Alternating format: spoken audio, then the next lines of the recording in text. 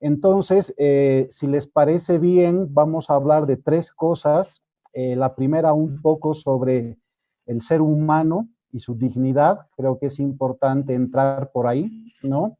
Segundo, vamos a hablar un poquito sobre esto del cambio de época, justamente, para que tengamos una idea de qué estamos hablando. Y en base a eso vamos a hacer unas cuantas puntualizaciones sobre el tema del aborto. ¿Ya? Todo lo que vamos a hablar, lo voy a hablar en general, en sentido abierto. Sabemos que no es bueno hacer generalidades porque todos los seres humanos somos distintos, estamos en distintas realidades y contextos, pero en este caso lo que yo diga se aplica en general. No estamos diciendo esto a Juanito, a Susanita, nadie por favor sienta que está dirigido a una persona en específico, ¿ya?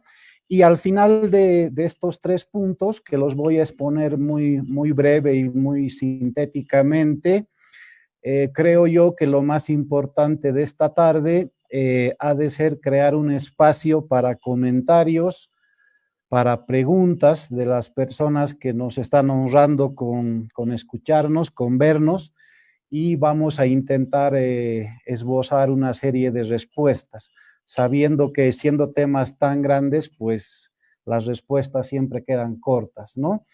Entonces, vamos por la primera parte a hablar un poquito de el ser humano y su dignidad, ¿sí?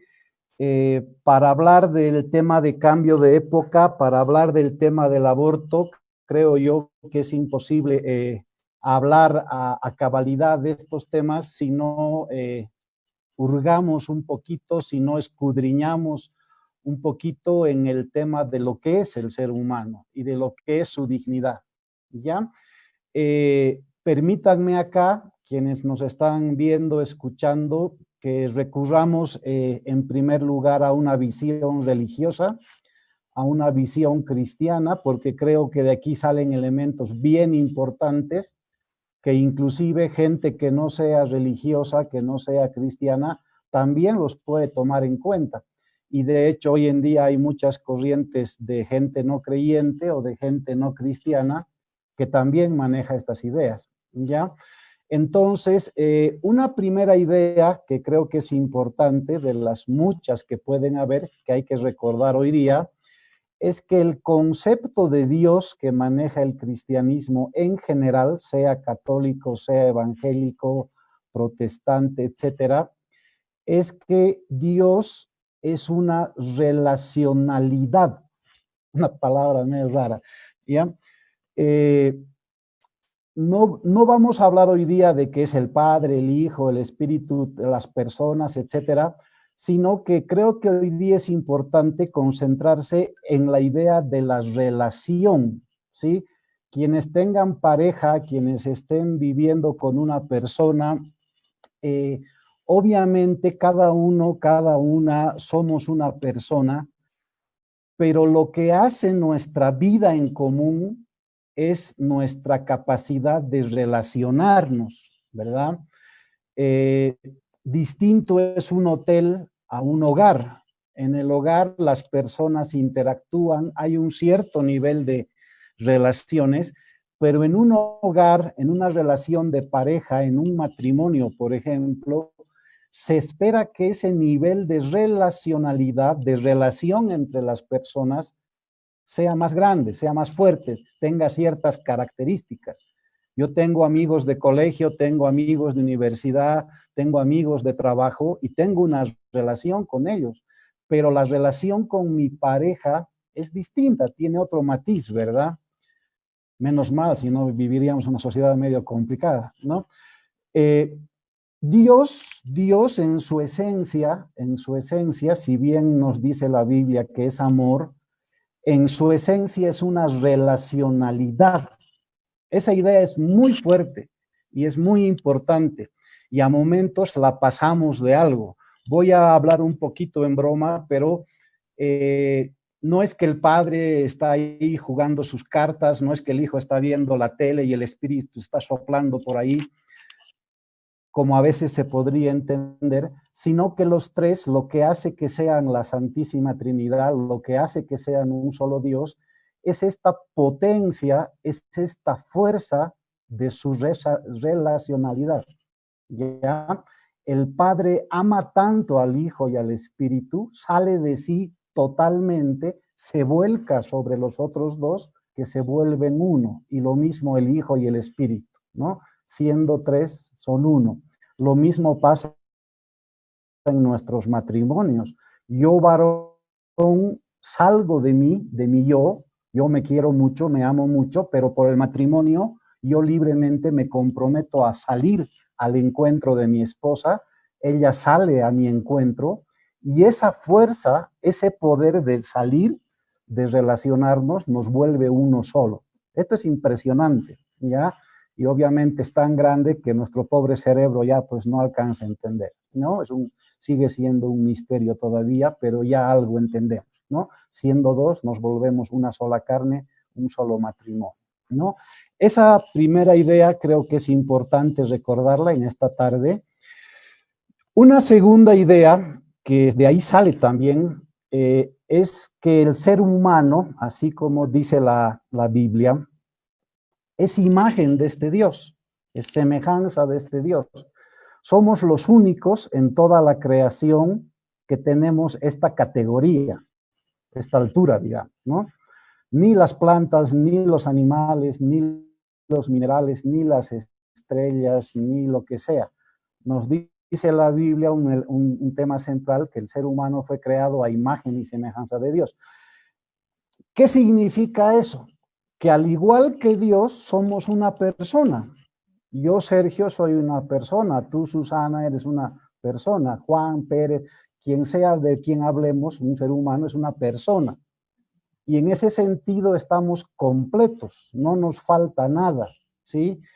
En otro día podemos discutir en otra ocasión esto de si mi media naranja, de si mi complemento, de que si Dios tiene o no alguien creado para mí, pero la idea que nos da la Biblia es que Dios crea al ser humano, lo crea varón y mujer, pero lo crea completo. O sea, a ti y a mí no nos falta nada para ser imagen de Dios, ¿sí?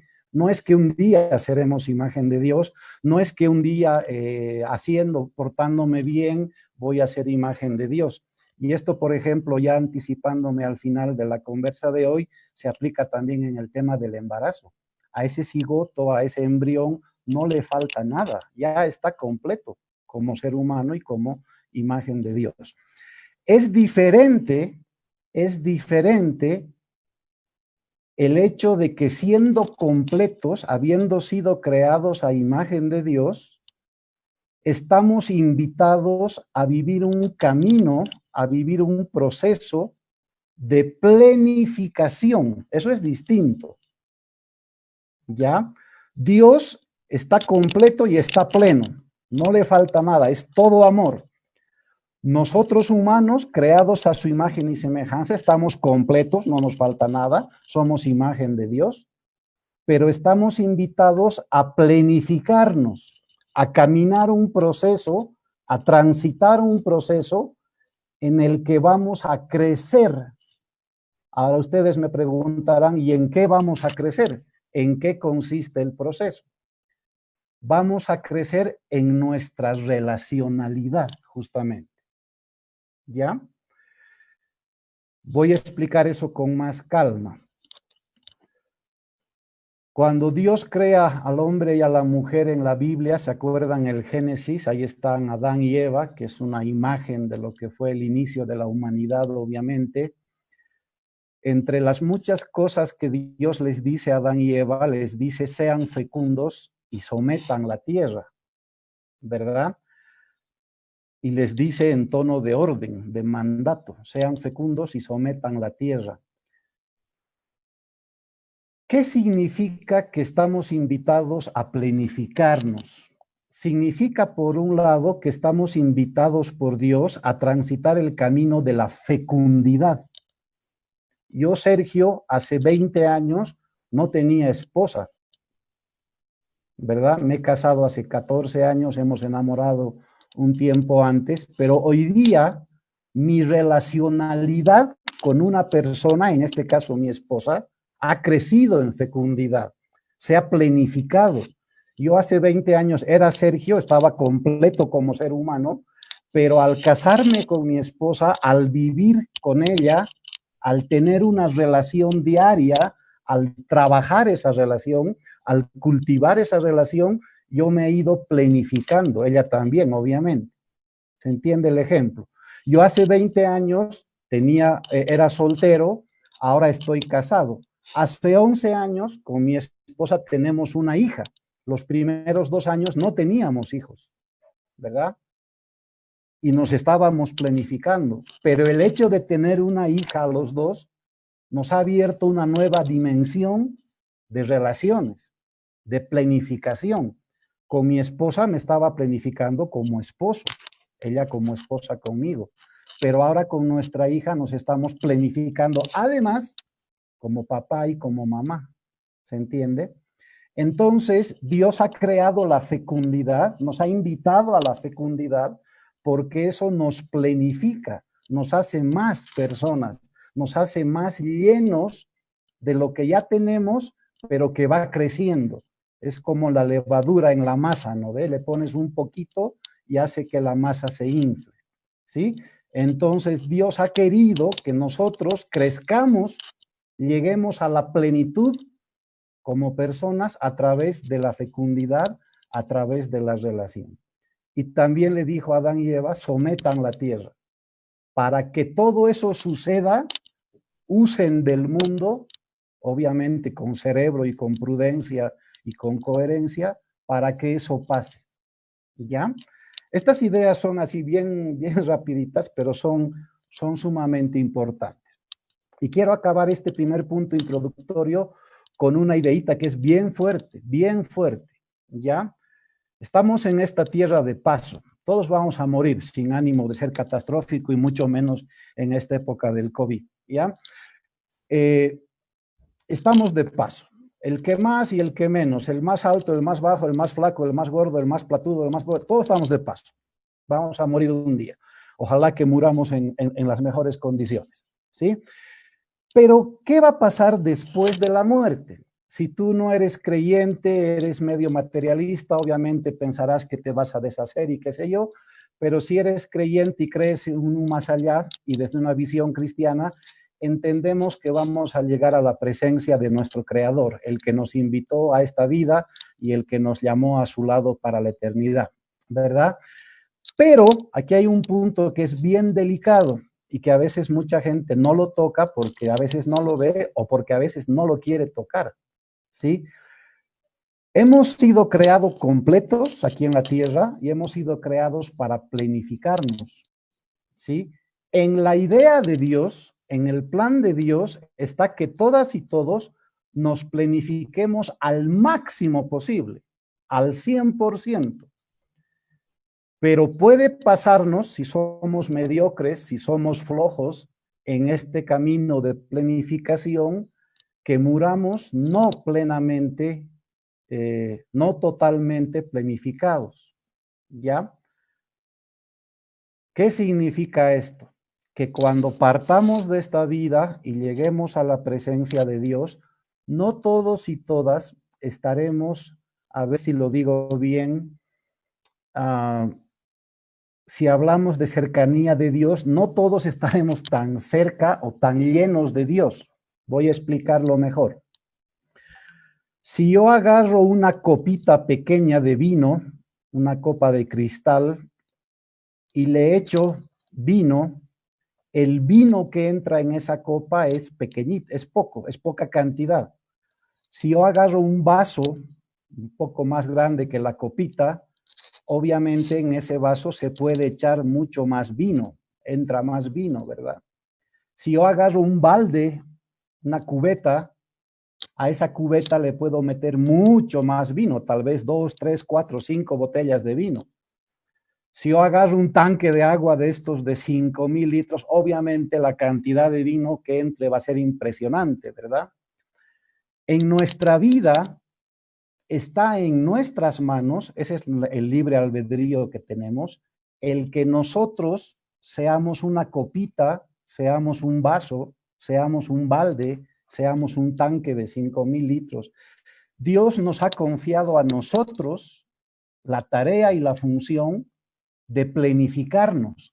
Ahora, dependerá de mi esfuerzo aquí en la tierra, no en el cielo, aquí en la tierra, dependerá de cómo encaro yo mis relaciones, mis afectos con las demás personas, para que al final de mis días yo sea una copa, sea un vaso, sea un balde, sea un tanque de estos gigantes. ¿Se entiende la idea? ¿Ya? Entonces yo estoy completo, yo ya soy un vaso, yo ya soy una copa, pero dependerá de mí que me planifique. Obviamente Dios me va a ayudar con su gracia, pero dependerá de mí que llegue a ser un balde, un tanque o que me quede como copa. Y en la eternidad yo me voy a quedar así. Eso no va a cambiar. O sea que en el cielo va a haber un conjunto de vasos, copas, baldes, tanques, no porque Dios lo quiera así, porque Dios a todos nos ha invitado para llegar a lo máximo.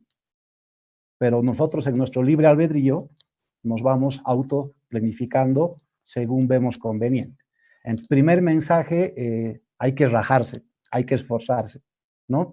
Y segundo, el camino para que yo convierta mi copita en un vaso, en un balde o en un tanque gigante es mi relacionalidad.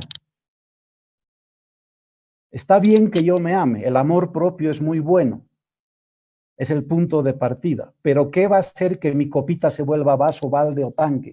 El que yo salga de mí y me relacione con las personas.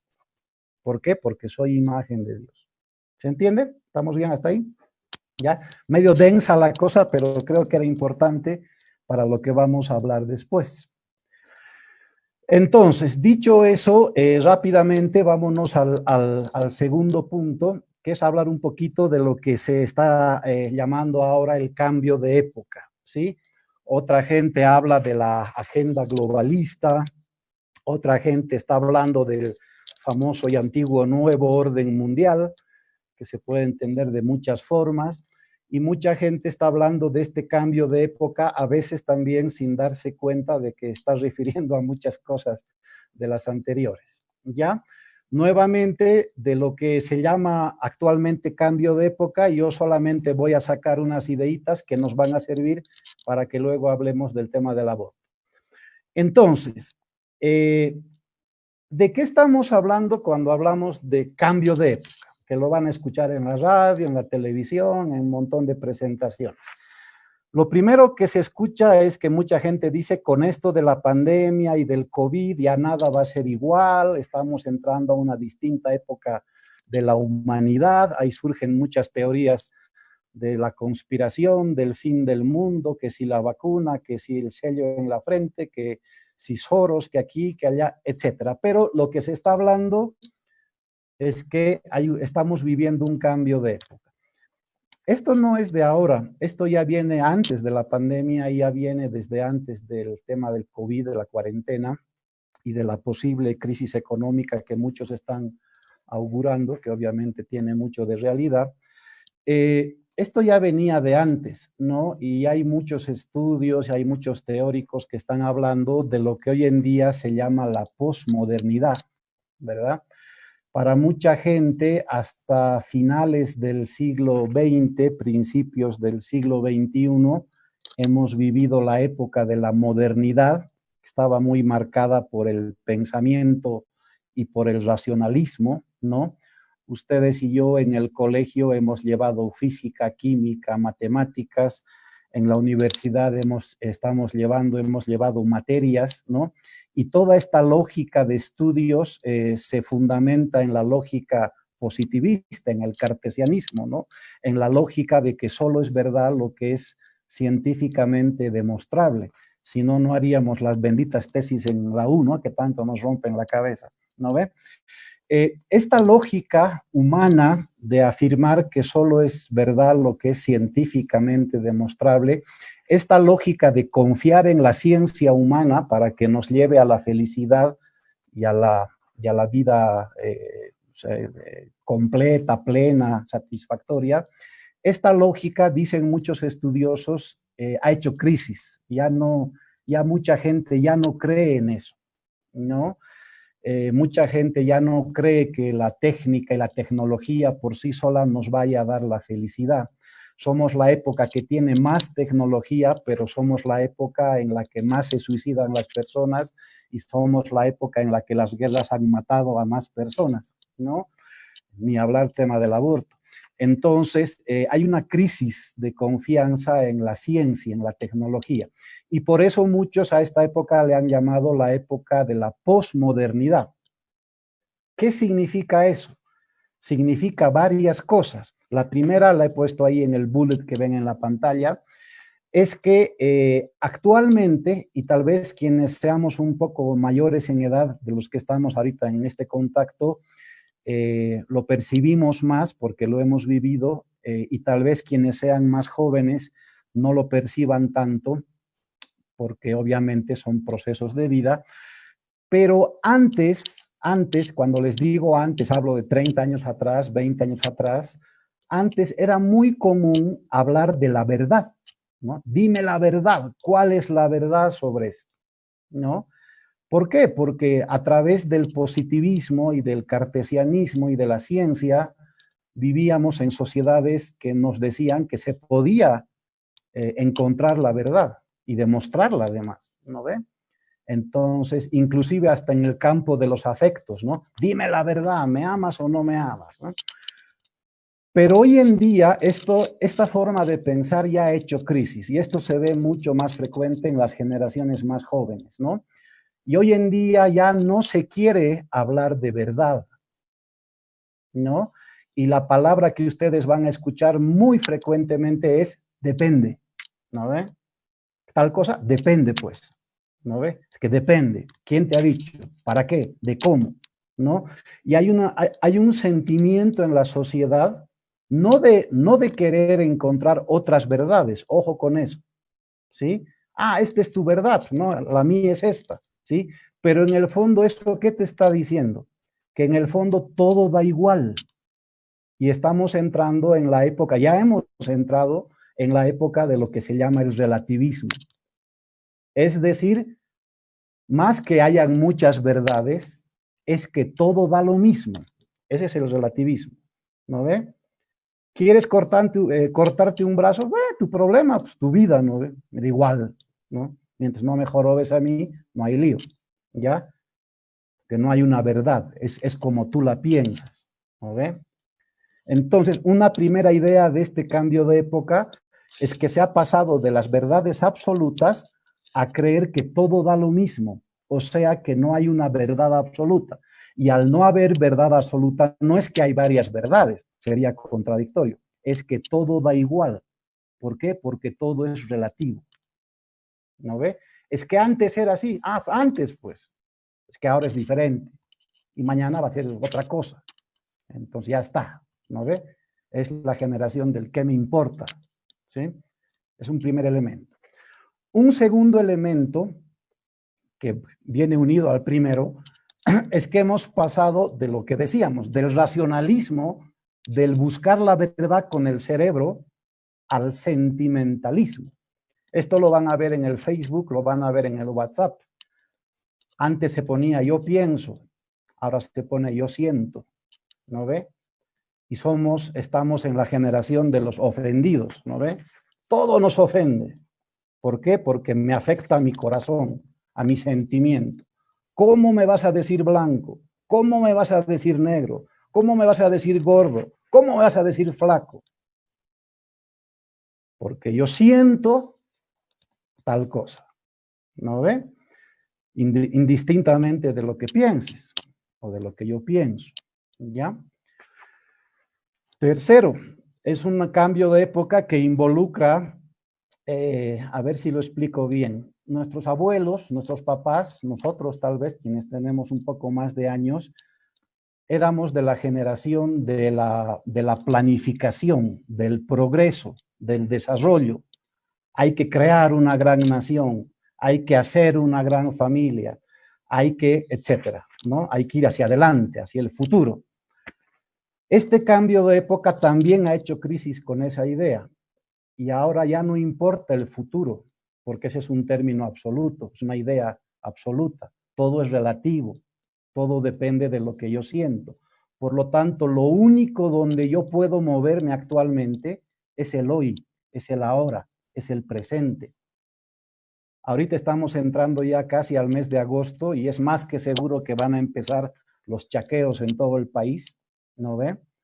Igual que el año pasado, igual que el anteaño pasado. Y si bien hay un tema de pobreza ahí que hay que analizarlo muy fuertemente, pero hay también una mentalidad que está muy ligada a la depredación del medio ambiente, que está muy ligada a esto del presentismo. Si no me aprovecho yo, otro se va a aprovechar, ¿no ve? Si no me lo robo yo, otro se lo va a robar, ¿no? Y bueno, si el mundo se destruye mañana, total, hoy día ya la he pasado bien, ¿no ve? Entre los jóvenes escuchamos la famosa frase, yo voy a hacer esto, aquello y aquello, total, nadie me quita lo bailado, ¿no ve? Es ese presentismo que ya no piensa en el más allá, ¿no? Ya no se piensa en que de aquí a 30 años mi vida se va a ver seriamente afectada o de aquí a 5 años. No se piensa en que posiblemente si tengo hijos la van a pasar muy mal porque no va a haber agua potable, etcétera. ¿Por qué? Porque lo que importa es ahora pasarla bien. Y si no me muero, bueno, mañana ya veré qué hago, ¿no? ¿Se entiende? Esa lógica también está muy fuerte.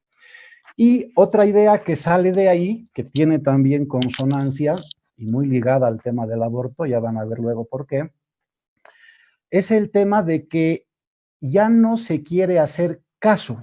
Es un resumen muy rápido, ¿ya? ¿De dónde nos venía la verdad? Primero de la iglesia. Dios dice, el cura decía, el pastor decía. Luego nos venía de la ciencia, el profesor dice, el cate dice, ¿verdad? Pero como ya no creemos en la verdad, como todo es relativo, como todo depende ahora de cómo me siento, porque el profe ahora me hace sentir mal, me oprime, ¿no ve? El cura me hace sentir mal, el pastor no sé qué, me obliga, ¿sí? Hoy en día hay también una crisis de lo institucionalizado. Ya no se quiere escuela, ya no se quiere iglesia, ya no se quiere familia, ya no se quiere que haya nadie por encima de mí que me diga las cosas. Y estamos en un cambio de época que nos lleva a movernos de forma liberal. Eh, no estoy hablando del tema económico, ¿ya? Liberal en el sentido existencial. A mí nadie me tiene que dar ninguna orden. Yo hago lo que me da la gana. Como dice la frase en broma, ¿no? A mí no me nadie porque ya yo ya, ¿no ves? Dice, ¿sí? Soy yo. Y yo voy a hacer lo que yo diga, ¿no? Eres mi papá, mi mamá, mucho gusto, pero no tienes autoridad. Eres mi profe, mucho gusto, pero no eres nadie para decirme qué. Eres el pastor, el cura, mucho gusto. Eres el presidente, mucho gusto, pero no. Yo hago lo que me da la gana, ¿no? Y finalmente, todo eso nos ha llevado también, y era lógico, a una especie de, yo le llamo turismo sexual, ¿ya? Pero la frase más técnica es un existencialismo sexual. Como todo es relativo, como es el campo del sentimiento, como lo que importa es el hoy día, como a mí nadie me dice nada, yo hago con mi vida y con mi cuerpo lo que me da la gana y le voy a sacar el jugo. Y obviamente a mi cuerpo le puedo sacar el jugo haciendo todo lo que pueda. Voy a ser el mejor deportista, voy a ser el más no sé qué, voy a ser el más farroso, voy a comerme todos los pique machos que pueda y sexualmente voy a meterme en todas las experiencias que pueda, ¿no? Y eso es lo que está pasando hoy en día con el tema, por ejemplo, de las diversidades sexuales, ¿no? Ahí tienen en la diapositiva unas fotitos, ¿no? De lo que ha sido el mes de junio pasado, que ustedes saben que la gente que está a favor de las diversidades sexuales antes celebraban el 28 de junio como el día, ¿no? del orgullo, y ahora lo han vuelto el mes del orgullo, ¿no? Y el planteamiento de fondo es que toda la vida sea un orgullo, no un día ni un mes, ¿no? Y ahí tienen a las personalidades de Bolivia que se han puesto a apoyar el mes, ¿no? del del orgullo y de la diversidad. Obviamente se respeta que cada quien piense como le dé la gana, y mucho más en este cambio de época, ¿no ve? Pero esto es un reflejo de la situación en la que estamos, ¿no? A mí lo que me hace preguntarme es si todas estas personas que viven en corrientes de pensamientos relativistas, estas personas que le dan más importancia al sentimentalismo, al presentismo, a esta posición liberalizada de la vida, o a esta posición existencialistamente sexual o turísticamente sexual, ¿verdad? Lo que yo me pregunto es si hay realmente una plena conciencia. ¿Sí? Con la gente con la que hablas te dicen que sí, pero cuando escuchas los argumentos dices, hay mucho que hurgar por ahí, ¿ya? Entonces, dicho y hecho, hemos hablado en un primer paso, en un primer punto sobre la dignidad del ser humano. Acabamos de hablar ahora muy rápidamente sobre algunos elementos de lo que se llama el cambio de época, y con todo eso vamos al punto central, tema del aborto, ¿ya?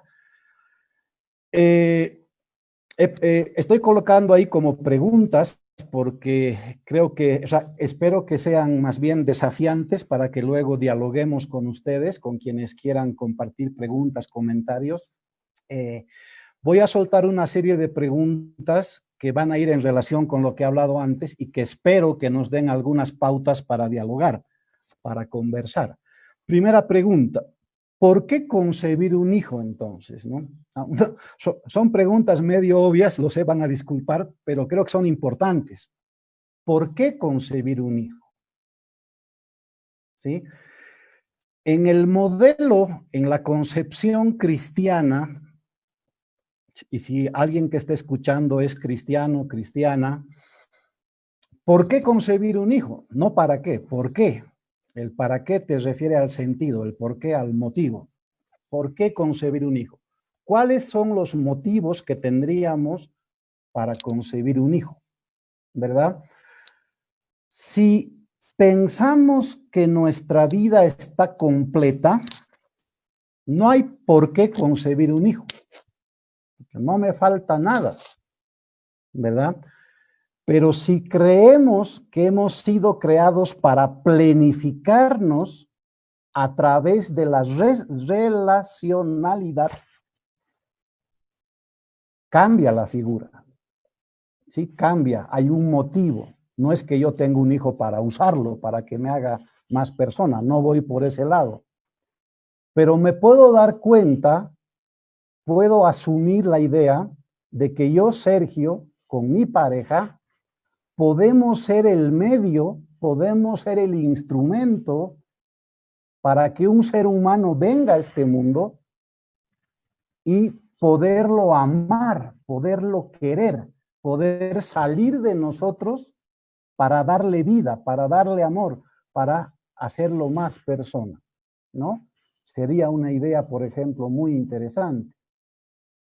Si yo creo que no hay verdades, si yo creo que todo es relativo, si yo creo que no hay institución, que nadie me dice nada, lo más seguro es que la figura del hijo sea un estorbo,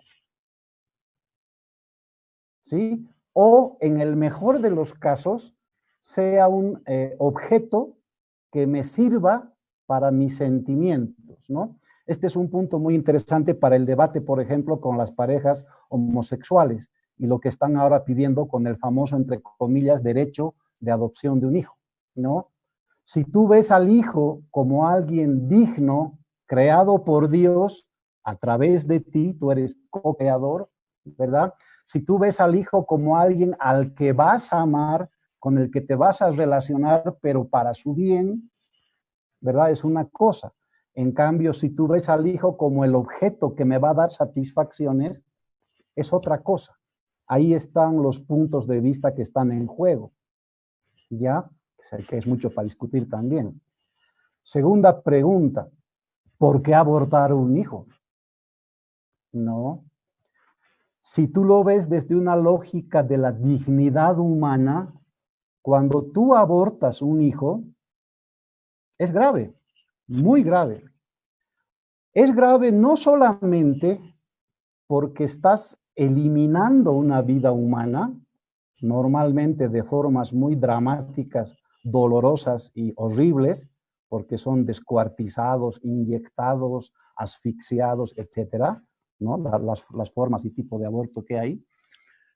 Sino además, y este es un tema que mucha gente no piensa, porque ese hijo, hija, sea varón, sea mujer, ese hijo, no te olvides que ya en el vientre es un ser humano completo, no le falta ni le sobra nada, pero ese hijo fue invitado a la vida para plenificarse. Y tú al matarlo no solo le estás quitando su vida presente, le estás quitando toda la oportunidad, sean 20, 30, 50, 60, 80, 100 años que vaya a vivir ese hijo, le estás quitando toda la oportunidad de planificarse a través de la relacionalidad humana. Tú y yo tenemos amigos, amistades, nos estamos planificando si manejamos bien la amistad. Si la manejamos mal, nos estamos degradando. Tú y yo, quienes tengan pareja, estén casados, nos estamos planificando. Quienes sean papás, mamás, se están planificando. Imagínense los abuelos y abuelas, bisabuelos, es una dimensión de riqueza humana existencial impresionante. Al abortar un hijo, no solamente le estás quitando su vida presente ahora, que es lo que la generación joven es solamente lo que ve, lo mato, total, luego me hago otro, ¿no ve? Todo es fácil, ¿no? Sino que además le estás quitando toda su posibilidad de planificación, de relacionalidad. Dicho más crudamente, y discúlpenme si lastimo sensibilidades, cuando abortas un niño, lo estás dejando copita. No va a poder ser vaso, no va a poder ser balde, no va a poder ser tanque. Y si hay que rendir cuentas a Dios, de esto sí hay que preocuparse. Una cosa es el hecho de matarlo, pero otra cosa es el hecho de todo lo que le estás privando al matarlo. Y en la eternidad, y no es así para meter miedo, ni amenazar, ni nada, no tengo esa intención, simplemente pongo el tema sobre la mesa. Quienes hayan abortado, y hablo de varones y mujeres, no hablo de mujeres solamente, quienes hayan abortado, si por algún motivo de la gracia te concede Dios estar en el cielo junto a tu hijo o hija abortada, eternamente va a estar la copita a tu lado, ¿no? Ese es un tema fuerte, fuerte. No sé cómo será, es un misterio, Dios nos ayudará, tenga misericordia, pero así va a ser, ¿ya? ¿Por qué abortar un hijo? Yo creo que mucha gente no es muy consciente de eso, ¿ya? Tercera pregunta, ¿qué ocurre con el hijo abortado? No, se queda copita. No, es que Dios es misericordia, es que Dios lo va a hacer crecer. Mucha gente ha dicho que ya lo ha visto grande, no sé qué. Cuidado, porque Dios es misericordia, pero también es justicia, ¿ya? Y Dios no juega con la humanidad ni con la libertad humana. Si no, no hubiera venido y muerto en cruz, que ha sido también dramático, y Dios no hubiera hecho todo eso, ¿no? ¿Se entiende? Otra cosa más, ¿qué pasa con el varón y con la mujer que aborta? ¿Ya? Es verdad que el debate del aborto se ha concentrado mucho en la mujer, y se ha concentrado en la mujer porque es la mujer la que lleva adelante la gestación, y es correcto que sea así. Está bien que el debate esté bastante concentrado en la mujer, pero no es correcto que esté solamente concentrado en la mujer, ¿no? Estos discursos de es mi cuerpo, yo decido, ya de entrada tienen una falencia. Y la falencia es que, por un lado, reclaman la autonomía del cuerpo, pero por otro lado le quitan al bebé el derecho también del padre en las decisiones, ¿ya? Ahí hay discursos que hay que analizar con calma, que no es motivo de hoy día. Hoy día simplemente quiero hacer la pregunta con qué ocurre con el varón y con la mujer que aborta, ¿no? En todo embarazo hay un varón y una mujer, sea un varón que se escapó, que está presente, que asume, que no asume, etcétera, no importa, pero se requiere la participación de un varón y de una mujer. Hay un papá, hay una mamá, dicho más en sencillo, ¿ya? Que a la mamá se la deje a la decisión, que se la abandona general, sí, pero en todo embarazo hay un papá y una mamá. inclusive hasta en el caso dramático de la violación, es el papá, o sea, queramos o no, ¿ya? ¿Qué ocurre con estas dos personas? El momento en que se aborta, ¿verdad? La lógica actual, este cambio de época, ¿qué nos dice? Ya, se abortó, ¿qué más da? El varón feliz puede seguir ahí embarazando chicas sin responsabilidad y la mujer, bueno, se empodera, no hay lío, es su cuerpo, su decisión, sigue adelante, ¿verdad? Ojalá fuera así, pero realmente no es así. ¿Y por qué no es así? Y nuevamente, siendo ya cansón con la palabra, porque los humanos tenemos una relacionalidad. ¿Qué significa eso?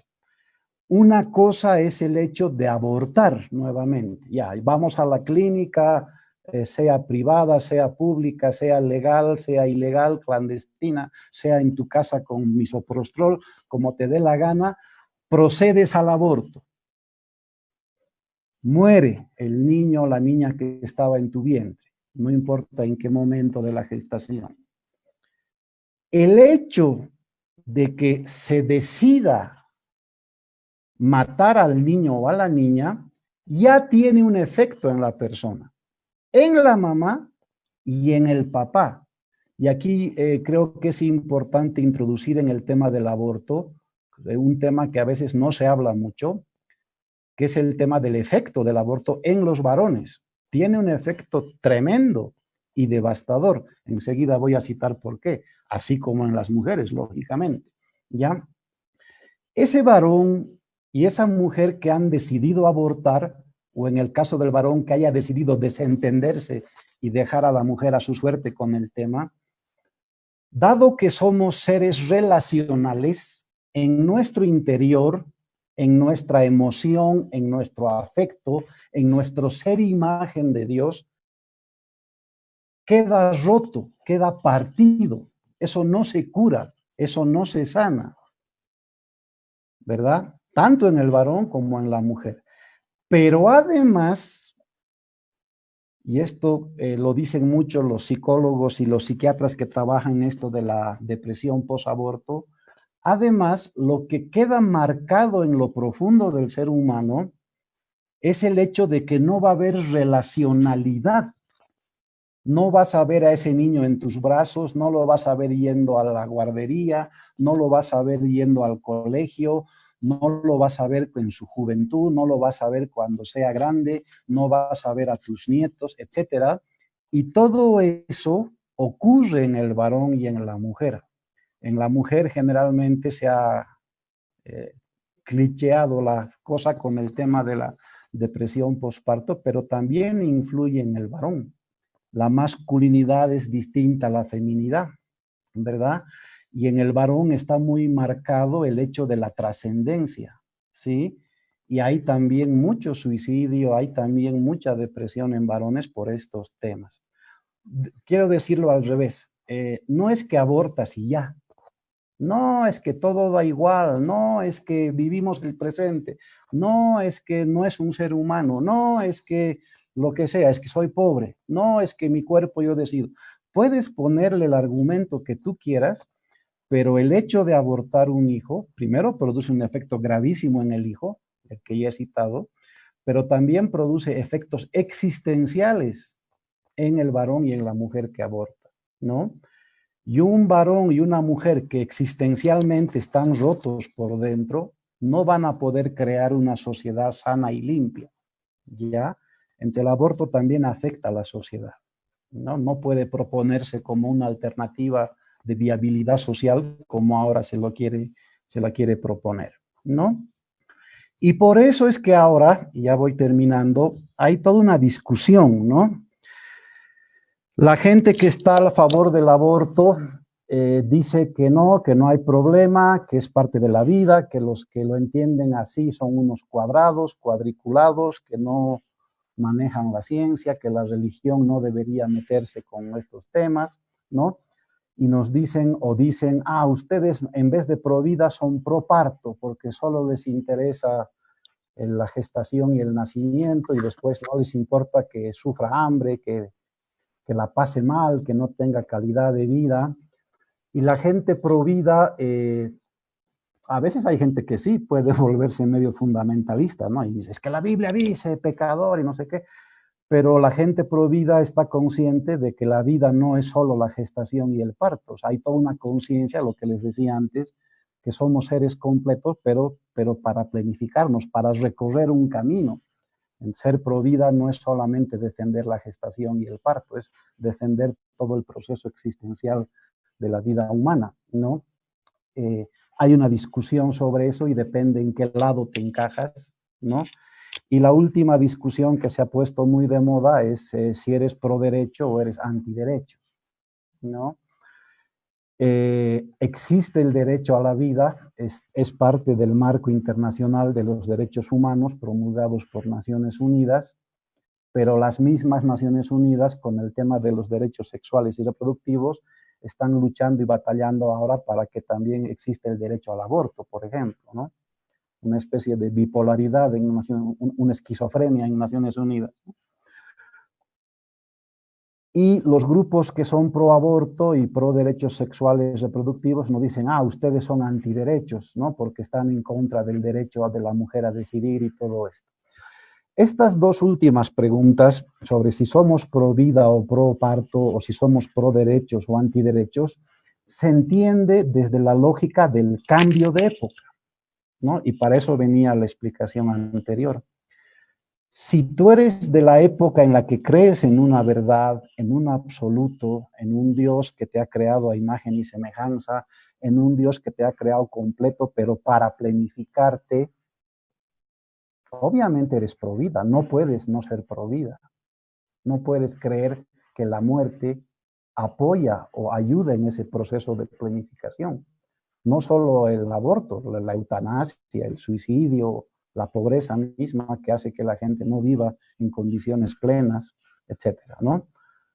Y si tú crees todo eso, obviamente el principal derecho es el derecho a la vida, y ahí vendrá el derecho a ser concebido por amor, con afecto, vendrá el derecho a ser gestado en las mejores condiciones, vendrá el derecho a ser parido en un buen lugar decente con tu papá y tu mamá y con buena asistencia médica, vendrá el derecho a un desarrollo en la infancia, juventud y madurez y acabar la vida pues de muerte natural y en las mejores condiciones. Serás pro derecho, ¿no? En cambio, si tú eres de este cambio de época relativo, de soy libre, hago lo que me da la gana, todo depende de cómo me siento, la sexualidad es para mi placer, no es para hacer bien a otra persona, no es para entregarme, lógicamente tú dirás, no, pues el hijo me estorba, ¿no? Yo tengo que pasarla bien, por lo tanto el aborto es un derecho, ¿no? Los pobres nos friegan, ¿no? Nos ensucian las calles, mejor es eliminarlos, ¿no? Los viejos son un costo para la pensión social, es mejor que ya no haya viejos, etcétera, etcétera, ¿no? Y si tú defiendes la vida, te van a decir antiderecho. ¿Por qué? Porque afectas mi derecho a vivir como me da la gana, ¿no? Estos son los debates, entonces, mis estimadas y estimados amigos, que están por detrás, creo yo, o las mentalidades que están por detrás de todo lo que es la idea del absoluto, de una verdad, de este cambio de época y que en el tema del aborto se manifiestan de esta forma, ¿no? Yo creo que actualmente, y termino con eso para dar campo a comentarios y preguntas, yo creo que actualmente, sobre todo en la juventud, y en la juventud más joven, disculpen el parafraseo, la idea que hay del embarazo, primero, es que es una amenaza para la mujer, ¿no? Yo cuando hablo con jovencitas, siempre por curioso hago la pregunta estadística si se quieren casar, ¿no? Y la respuesta es que no. Hablo en general, algunas dicen que sí. Y las que se quieren casar, además te dicen, pero sin papeleo, o sea, sin compromisos, ¿no? Porque luego divorcio es caro y te roban tu carro y todo esto. Pero además, si preguntas si quieren ser madres, te dicen que no. Ese es el pensamiento predominante. Y cuando preguntas por qué, es porque el hijo es visto como estorbo normalmente. Primero a mi feminidad, a mi realización personal, a mi vida profesional, yo no me voy a amarrar, qué sé yo, ¿no? Hay una imagen negativa del ser madre, del hijo, ¿no? Es un impedimento para mi placer. Qué linda esa babita por ahí, ¿no? Y hay una cultura que va en contra de entender que los hijos son una gracia, son una bendición, pero sobre todo son una ocasión de relacionalidad, ¿no? Ser papá y ser mamá es impresionante. No digo que sea fácil, de hecho estoy bien jodido, ¿ya? Pero es impresionante el hecho de ser papá y mamá, la oportunidad que te da de tener una relacionalidad, es decir, de dar tu vida por otra persona, ¿no? Es tan grande que Dios ha querido que sea parte de nuestra existencia, ¿no? Entonces, el aborto está de moda, el aborto está visto actualmente inclusive como hasta igual a quitarse un calcetín. Estamos en tal crisis de verdad que hasta se cuestiona, imagínense, lo que hace 20 años era una locura, hoy en día es normal. Se cuestiona que el embrión sea un ser humano, ¿se imaginan? ¿No? Hemos llegado a ese nivel de una mente nublada, ¿no? Una crisis de ciencia, miles de libros de embriología, de ciencia. El sentido común te dice, ¿cómo no va a ser un ser humano? O sea, no, o sea, ya. Pero no, hay grupos que dicen, no, es que hasta tal semana que no hay corazón, que no hay onda cerebral, que no hay argumentos de lo más absurdos, ¿no? Hemos llegado a esos niveles porque este cambio de época está marcando otra forma de ser persona.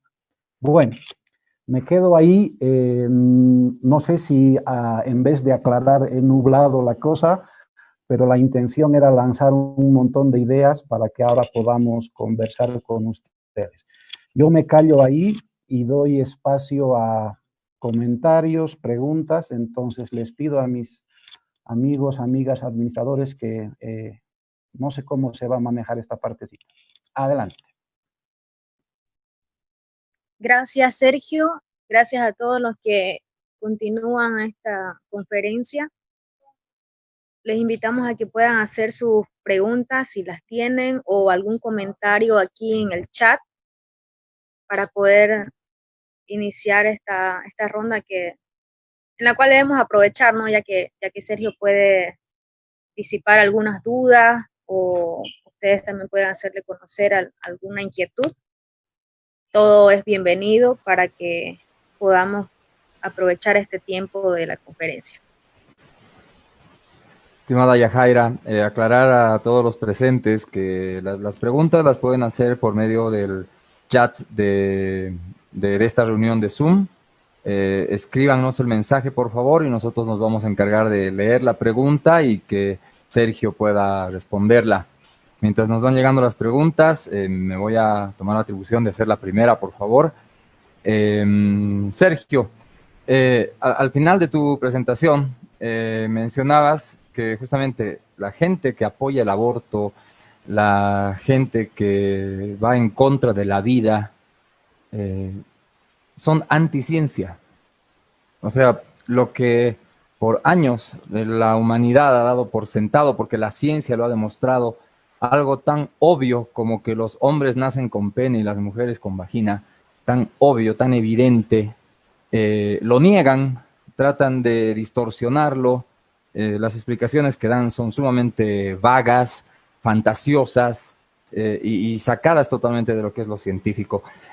Creo que esto demuestra que a estas personas no se les puede hablar con una razón científica, porque lo único que van a hacer es atacarte o simplemente ignorarte, desechar cualquier prueba que tú les puedas dar, por muy fehaciente que sea, como son las pruebas científicas, ¿no? Lo científico, lo demostrado por la ciencia, ha pasado por un método científico, nadie debería poder refutarlo, pero ahí están las personas indicando que, por ejemplo, los seres humanos tenemos más de 2 sexos, ¿no? Algo totalmente absurdo.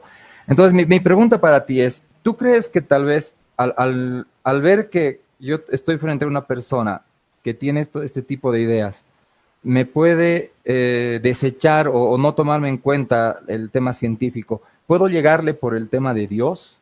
¿Puedo hablarle de Dios, hablarle del amor y del amor al prójimo y las grandes enseñanzas que tiene la Biblia, para que tal vez por ese medio sí le pueda hacer entender lo que es correcto y que abortar está mal?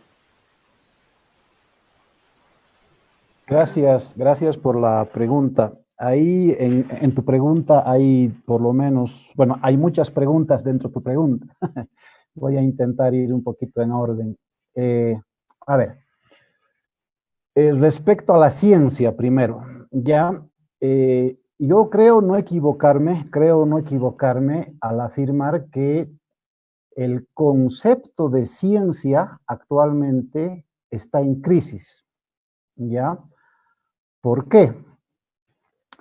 Porque hasta hace unos 20, 30 años atrás se manejaba la idea clásica de ciencia, ¿no? En lo que yo les decía antes, ¿no? Método científico, hipótesis, demostración, verificación, etcétera, ¿no? Lo que nos pedían en la tesis y lo que los grandes científicos hacían, ¿no? Los descubrimientos humanos se han logrado siguiendo esas pautas del método científico, ¿ya? Entonces, las grandes academias científicas y las editoriales y las revistas científicas de todo el mundo se vanagloriaban de ser las más rigurosas, ¿no? O sea, de seguir un método científico estrictamente. Es decir, estoy simplificando, si Mario Bunge me escucha se suicida, ¿no? Pero la idea era que tú planteabas tu hipótesis, hacías la experimentación y la experimentación te iba a decir si tu hipótesis era correcta o no era correcta. Ese era el método científico clásico. O sea, tú estabas abierto a que tu hipótesis sea verdadera o no sea verdadera. Y la demostración te iba a mostrar eso, ¿ya?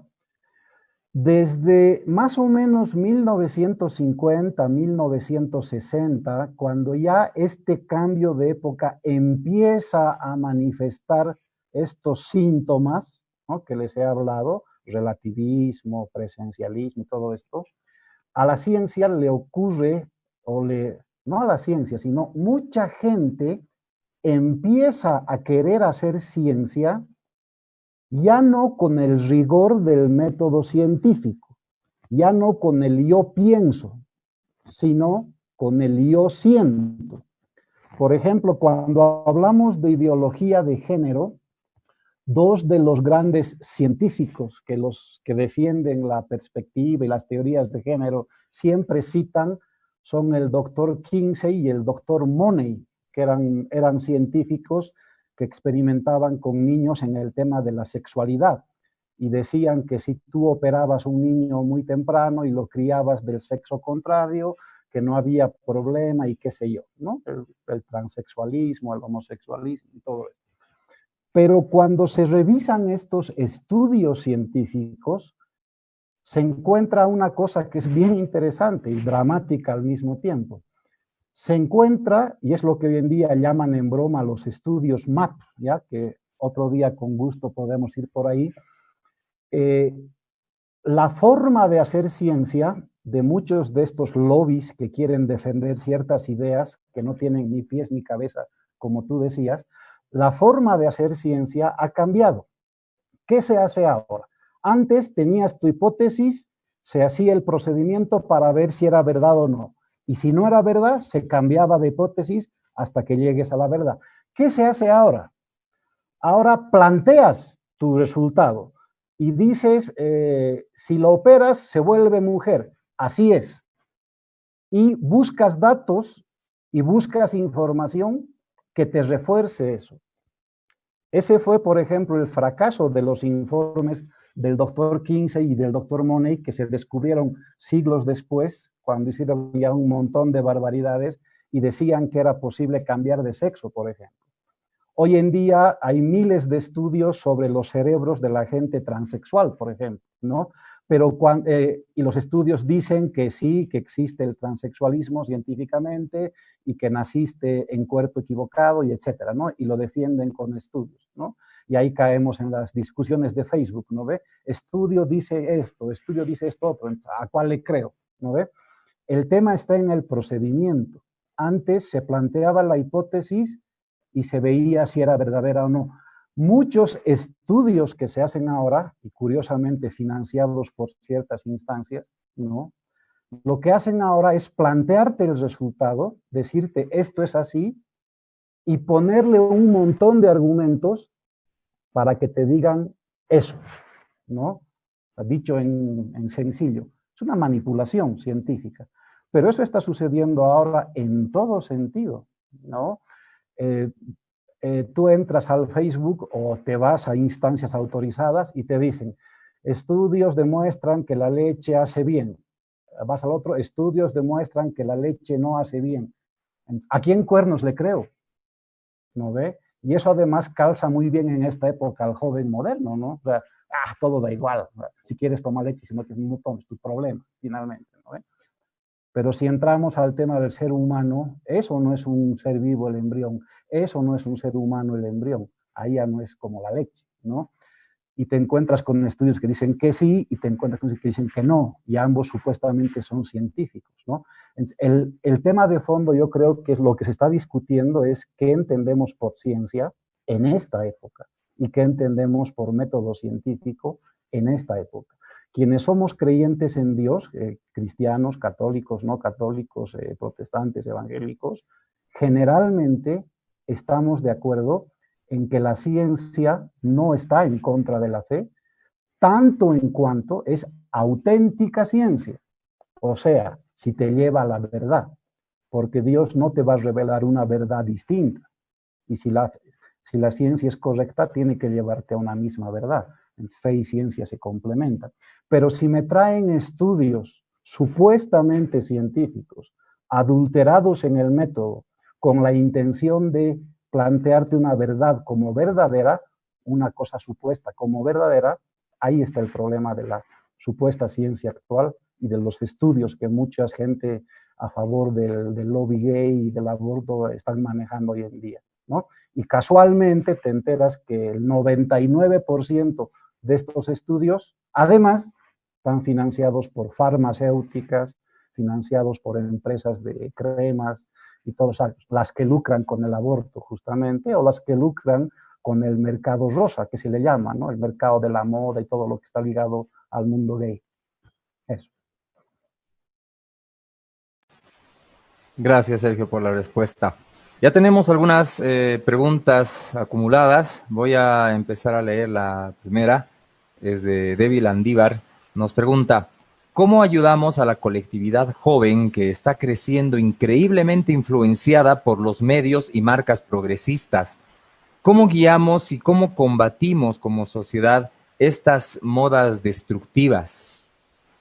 Una pregunta similar nos hace Isabel Thompson de Salek, que dice, ¿cuál es la mejor manera de llegar a esta generación postmoderna para concientizar acerca del aborto?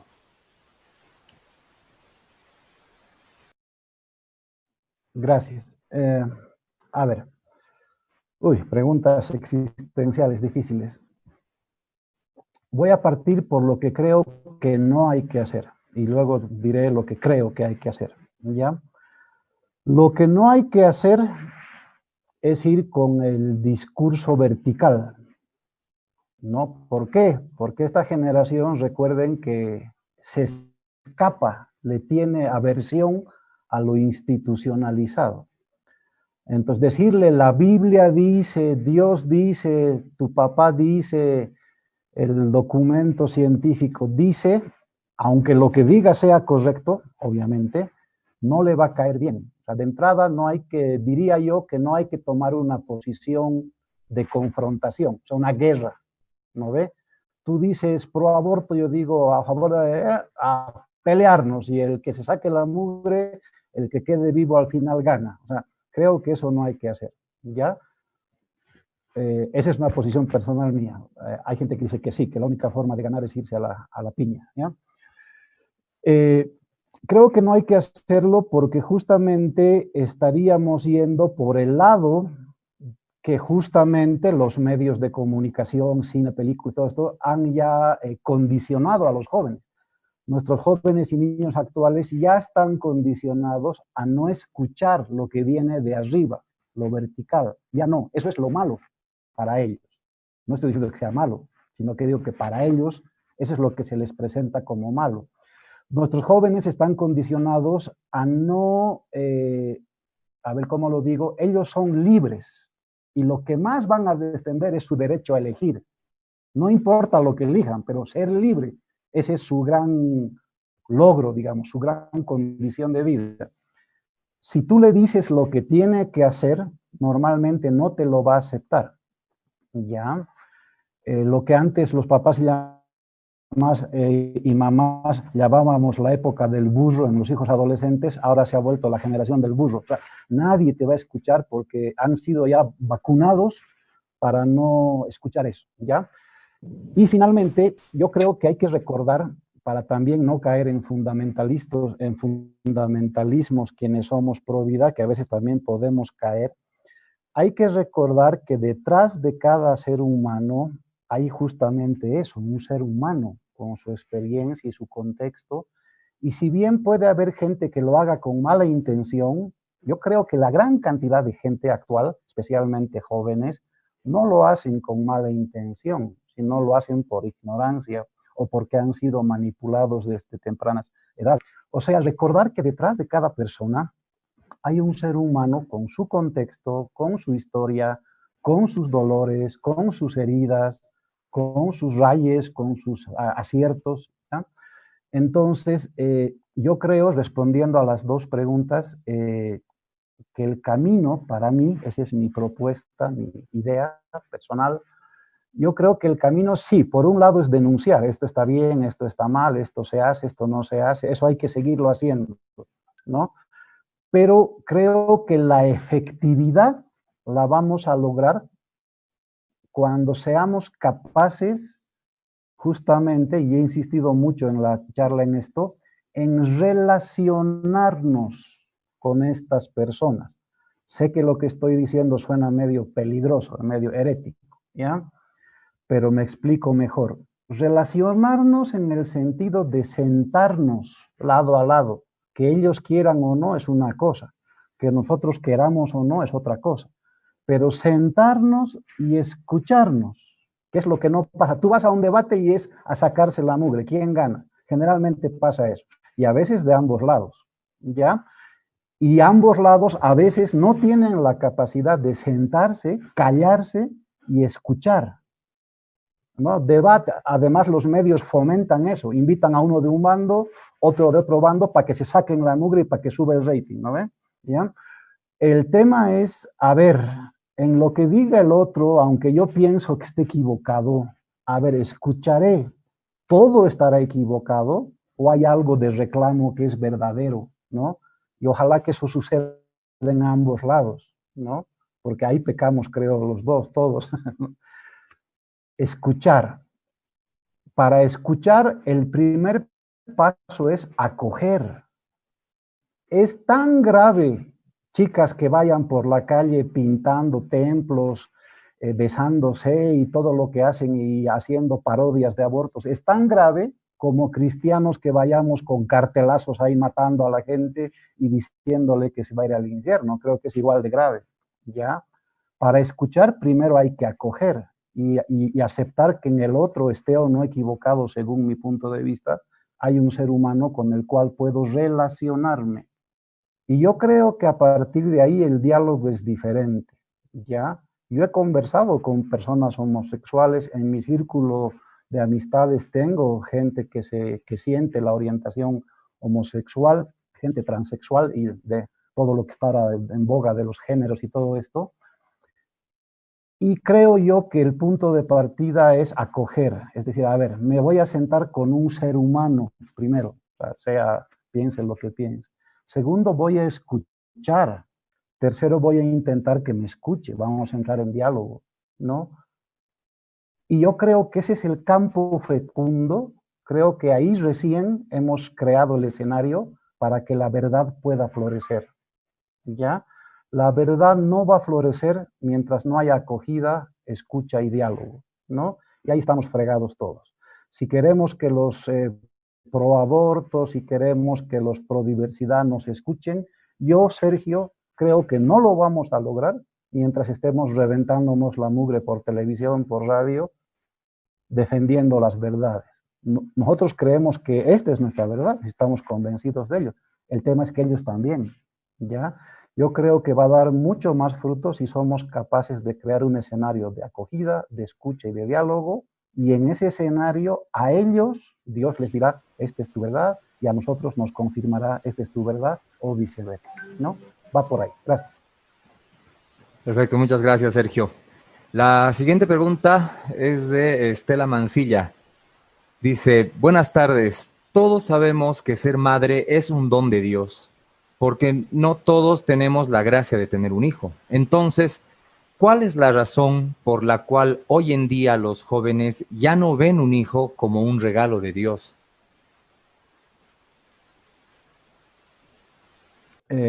Yo creo, voy a ser un poco cómico, pero de humor negro, ¿ya? Me van a disculpar. Yo creo que porque muchos papás se los han dicho. A muchos hijos les ha ido mal, ¿no? Les han dicho, yo no sé para qué te he tenido, eres una porquería, me has fregado mi vida. Entonces, es lógico que mucha juventud esté muy herida porque su experiencia de hijo o de hija no ha sido buena. Ya sea porque sus papás se han divorciado, y ustedes saben que un divorcio, indistintamente de los motivos, sin echar la culpa a nadie, pero el efecto de un divorcio en los hijos es catastrófico. Les rompe la fe en la vida, les rompe la fe justamente en la relacionalidad. Así después el papá sea buen tipo y se esfuerce, así la mamá sea súper mamá y se esfuerce, primero que no van a poder reemplazar, ¿no? ¿Ves? Esas frases de yo soy papá y mamá al mismo tiempo, está bien para el sentimiento, pero no es real, ¿no ves? Y segundo, que aunque se esfuercen después y sean modernos y den tiempo de calidad a los chicos y lo que sea, el hecho de que un niño o una niña crezca sin el amor de papá y mamá y sobre todo sin la experiencia de la relacionalidad de sus papás, que eso es lo que educa a los hijos. Los hijos no quieren que papá y mamá los quieran, los hijos quieren que los papás se quieran, porque eso le da un entorno de seguridad para crecer, ¿ya?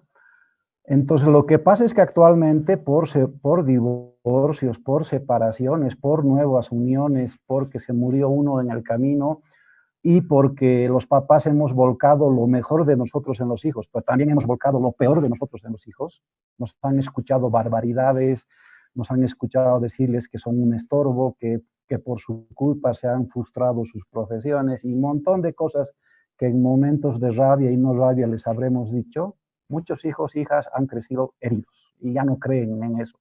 Y mucho más si la televisión y radio y todo les refuerce ese mensaje, ¿ya? Primera cosa. Segunda cosa, no creen en eso porque justamente lo que hemos dicho es que actualmente todo lo que suene a institución para los niños y jóvenes de ahora es de lo que tienes que escapar. ¿Por qué? Porque según ellos les quita su libertad. ¿Quieres ser mi chica? ¿Quieres ser mi chico? Ya, pero sin compromiso. Haremos tal cosa, ya, pero sin compromiso, ¿verdad? Ahora, imagínense decirle a un joven, a un niño actual de estos, a un adolescente, la palabra hijo. ¿A qué suena la palabra hijo? Primero suena a embarazo, y las mujeres deben saber esto mejor que yo, pero el embarazo para su propio cuerpo femenino no es fácil, ¿no ve? Tiene consecuencias, ¿sí? El otro día veía una de estas actrices famosas que tuvo su hijo, su hija, y no le quería dar de lactar para que sus senos no se le afecten y no se le caigan más abajo de donde están, por ejemplo, ¿no ve? La palabra hijo suena a que vas a tener que despertarte de noche, a cambiar pañales que huelen mal, vas a tener que darle de tu tiempo, en vez de irte al fútbol con tus amigos, en vez de hacer tu vida, vas a tener que enseñarle a leer, acompañarlo a su escuela, vas a tener que dar tu vida. Y dar la vida es lo que el joven y el niño actual menos quiere, ¿Por qué? Porque afecta su supuesta libertad. Es decir, hay toda una cultura, el Papa Juan Pablo II, para quienes sean católicos, él creó una frase que creo que es interesante. Él decía, estamos en una cultura de la muerte, ¿no? Es decir, rechazamos todo aquello que da vida, paradójicamente, ¿no? Entonces, los jóvenes actuales, los adolescentes actuales, están con el chip muy metido por televisión y por medios de comunicación y por su misma familia, tal vez sin darse cuenta, de que el hijo es un estorbo, de que el hijo cansa, agota, de que no vas a ser feliz, ¿no ve? El Facebook está lleno de estos mensajes, ¿no ve? De la mujer lavando, planchando, cambiando pañales, ahora en el COVID y en la cuarentena, ¿acaso no han visto estos mensajes? ¡Ay, doble jornada, triple jornada! Ahora, aparte de trabajar, tengo que encargarme de mis hijos, ¡qué barbaridad! Mensajes negativos, ¿no? Entonces, estamos en una cultura anti-niño, en una cultura anti-entrega, y es lógicamente por eso que el niño es visto como estorbo, como algo que no hay que hacer. Y si quieres tener un niño, fíjense lo que voy a decir, si quieres tener un niño, que sea como una experiencia que te satisfaga. Entonces, muchas jóvenes manejan esta idea, los varones no tanto, pero las chicas sí. Dicen, yo voy a tener un hijo, pero después de que estudie, trabaje, y realice, ahí cuando llegue a mis 35, 36, 40, ahí al filo de la menopausia, ¿no? Pero voy a tener mi hijo para ver cómo se siente la experiencia, pensando en mí, no pensando en el hijo, ¿no? O sea, esa mentalidad de autosatisfacerme yo, igual que los homosexuales. Voy a tener un hijo, no por el hijo, no me importa el hijo. Lo que me importa es tener yo la experiencia de ser papá o ser mamá si es una pareja lesbiana. ¿No ve?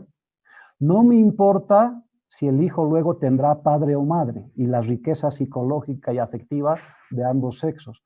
No me importa si mi hijo va a estar conmigo 5, 10, 15, 20 años, o 30 o 50 años. A mí lo que me importa es lo que yo puedo usufructuar del hijo.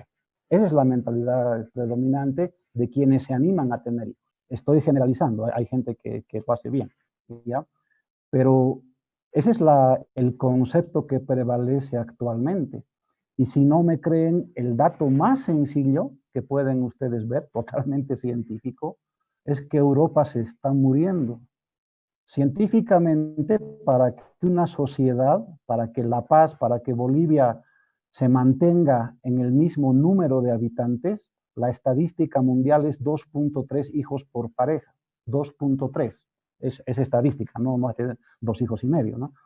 Ya, Europa está por debajo del 2.3. Hay países que están por el 1 de reproducción. Bolivia está en 2.7. Estamos ya llegando a un nivel de que no nos vamos a reproducir como país, imagínense, ¿ya?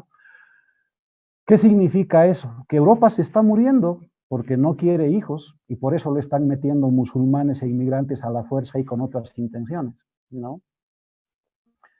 Entonces estamos en una cultura de la muerte. ¿Qué se puede hacer? Preguntaban ahí. Amar a los hijos, no botarles nuestra basura como papás, arreglar nuestros matrimonios, arreglar nuestras relaciones, punto de partida. Sí, dar una imagen de matrimonio real, como riqueza, ¿no? Hay gente que le preguntas, ¿no? ¿Y cómo estás en tu matrimonio? Ay, hermano, si te contara, un valle de lágrimas, una tragedia, ¿no? Los chicos escuchan eso, oyendo eso, ¿quién se va a casar? Hay papás que hablan mal de las mamás delante de sus hijos, hay mamás que hablan mal del papá delante de los hijos. Entonces yo creo que hay que limpiar la imagen del matrimonio, no por moda, sino realmente viviéndolo como se debe. Cuando la gente vea matrimonios felices, otra cosa, ¿no? Ya, entonces, ¿qué se puede hacer con los chicos? Sanarlos. Están muy heridos, muy lastimados, y seamos sinceros, los adultos no somos una imagen ideal de matrimonio de pareja. Hay parejas que sí, pero si hablamos del general, el panorama no está bien.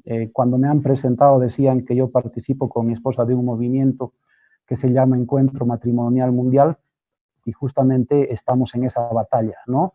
Que los matrimonios sean lo que tienen que ser, porque cuando no son lo que tienen que ser, la consecuencia son hijos que no quieren casarse y que no quieren tener hijos. Ok, Sergio, muchas gracias por esa respuesta. Ahora tengo una pregunta que es parecida a la anterior. Es de Annalisa Bisani. Dice, ¿cómo ayudar a las familias a entender el valor de la vida humana, especialmente del niño indefenso? Yo creo, a ver, justamente yendo en contra de esta cultura, no hay nada fácil e inmediato. Ya esta cultura más bien quiere todo fácil e inmediato. Con mi esposa tenemos una hija que ya tiene 11 años, pero cuando era más chiquita nos decía cosas en su inocencia, pero bien interesantes, ¿no? Una vez fuimos al cajero a sacar dinero para no sé qué cosa y bueno, seguimos avanzando y queríamos comprar algo. Estábamos mi esposa, mi hija y yo, nuestra hija y yo. Y queríamos comprar algo y no nos alcanzaba la plata. Y nuestra hijita nos dijo, ¿por qué no sacan del cajero? ¿No? Como si el cajero te regalara el dinero automáticamente, ¿no? Y lo segundo es la imagen del supermercado, ¿no? Cuando un niño pequeñito entra a un supermercado, psicológicamente la idea que se le impregna en la mente es de que todo está y todo es disponible, ¿no ve? Los adultos no tenemos esa idea, sabemos que hay que pagar, que eso cuesta, que para que las latas y la comida haya llegado ahí ha habido un proceso, etcétera.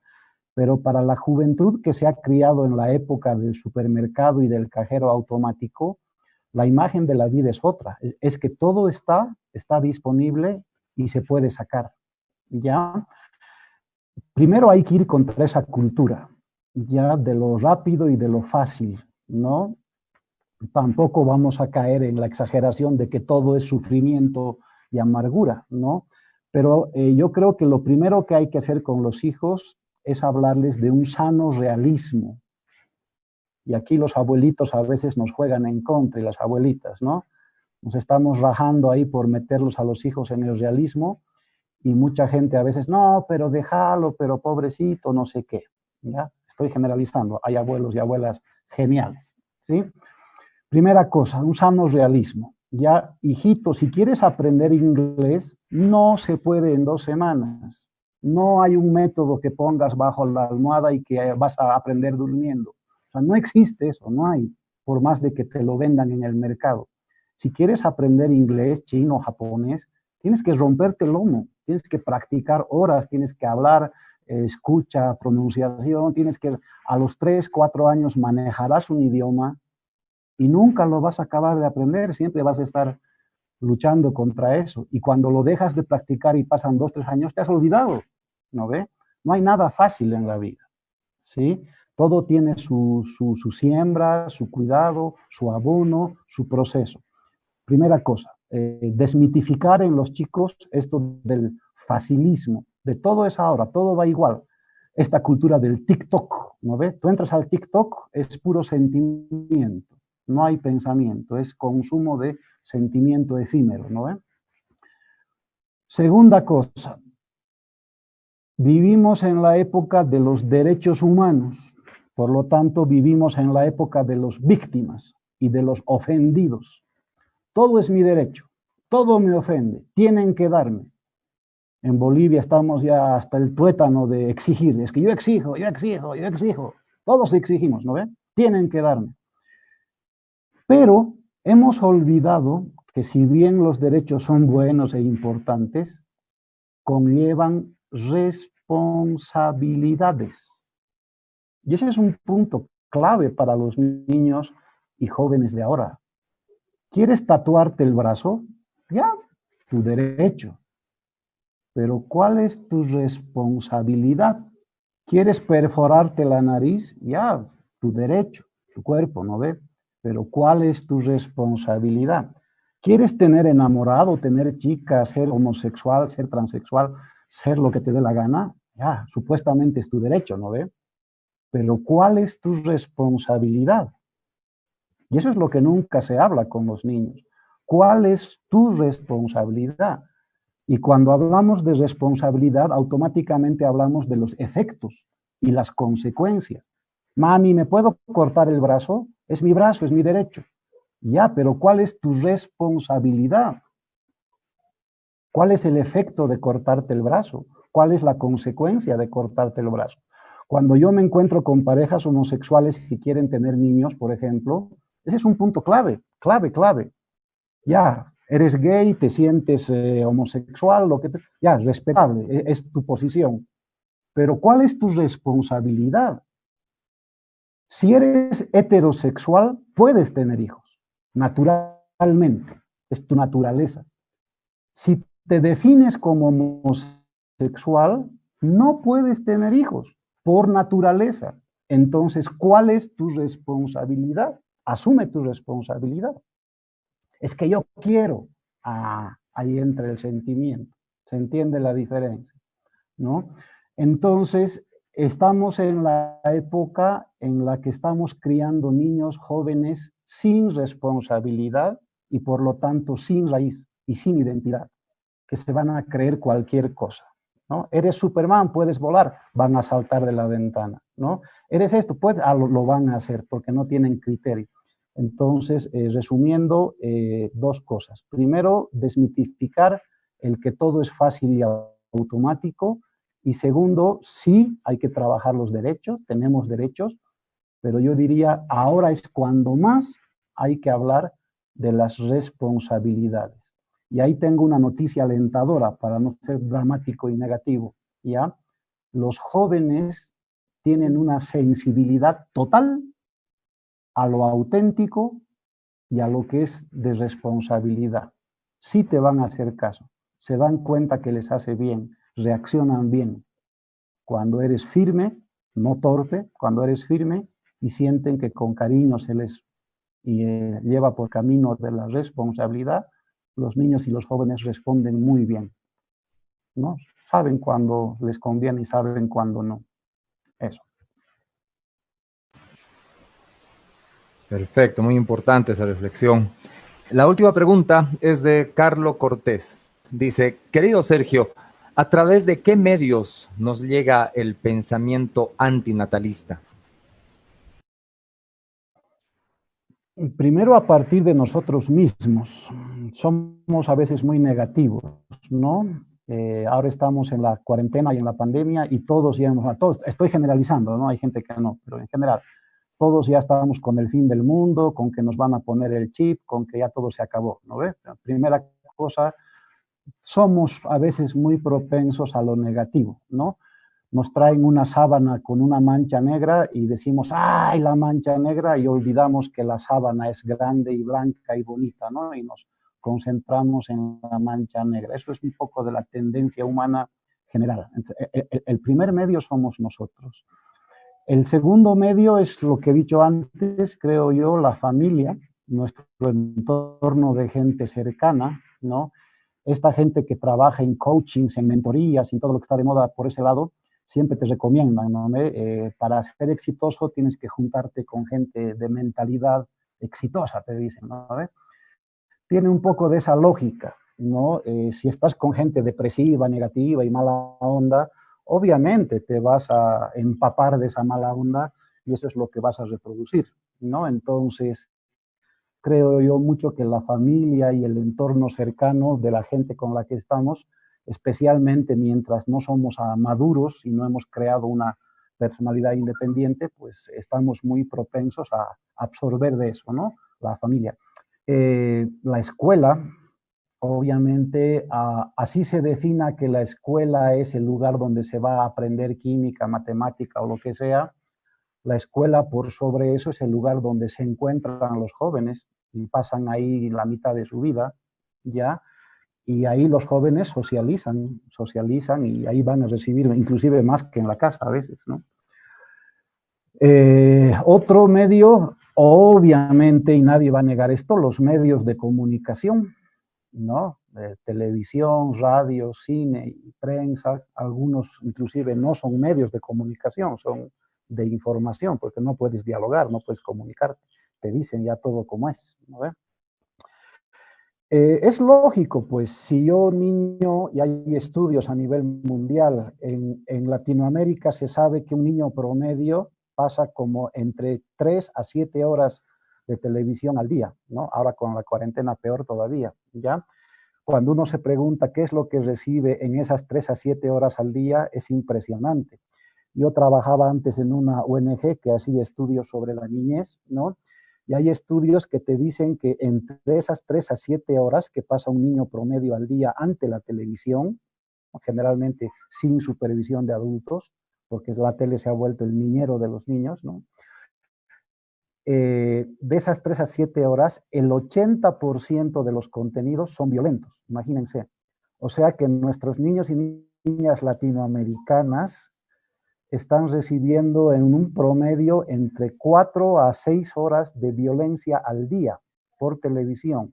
Y cuando digo violencia no hablo solo de puñal, pistola y patada, hablo de violencia sexual, violencia física, violencia psicológica y todo esto, ¿no? Entonces, obviamente, si en muchos hogares la televisión se ha vuelto el niñero o la niñera para que el chico esté ocupado en algo y no jorobe, pues, ¿cuál es la consecuencia? ¿Cuál es la responsabilidad? ¿No?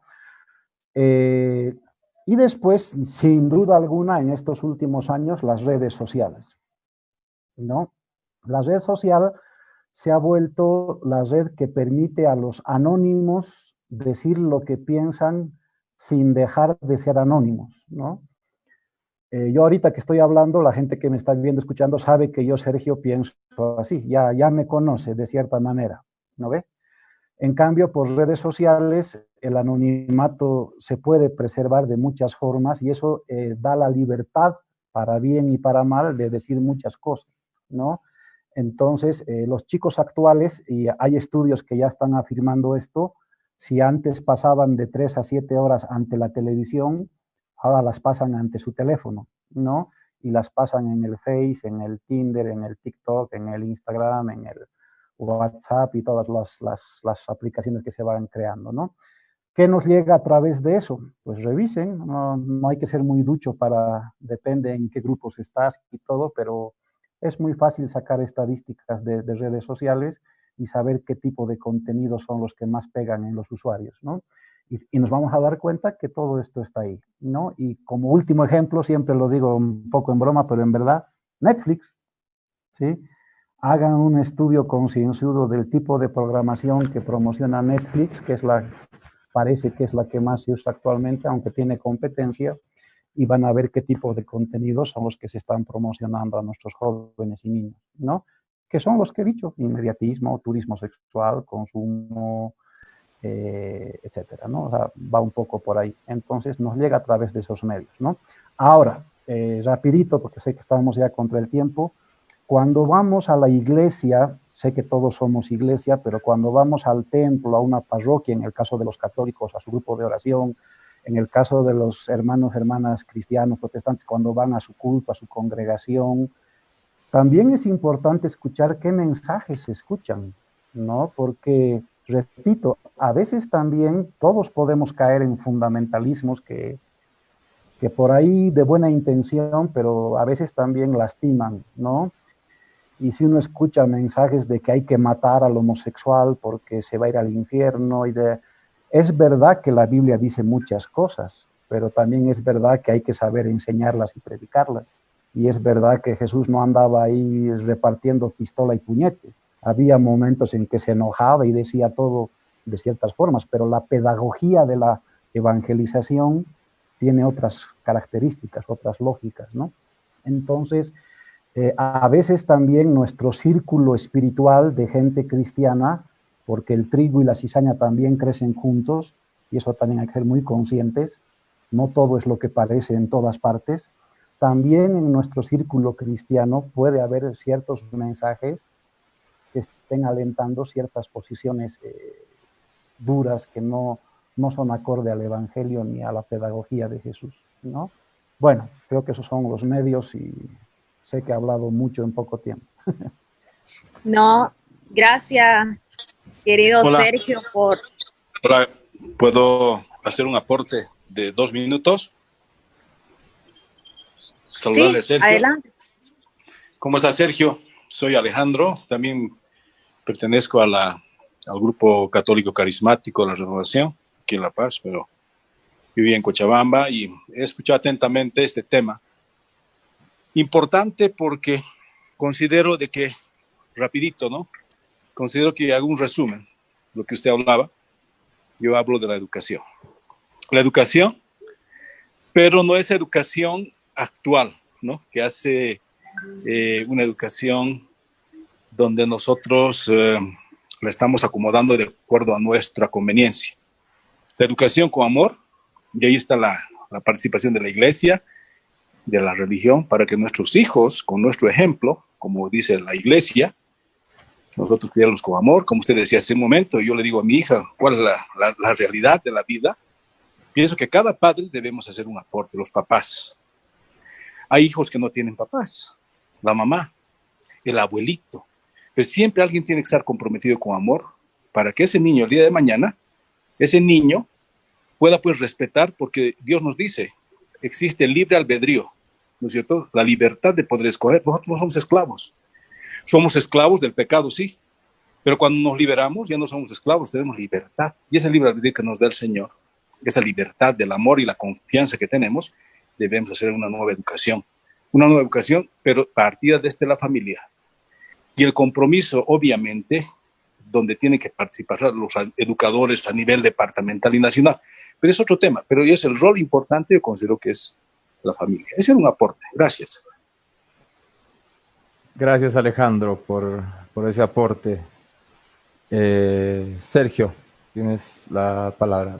Puedes activar tu micrófono, por favor.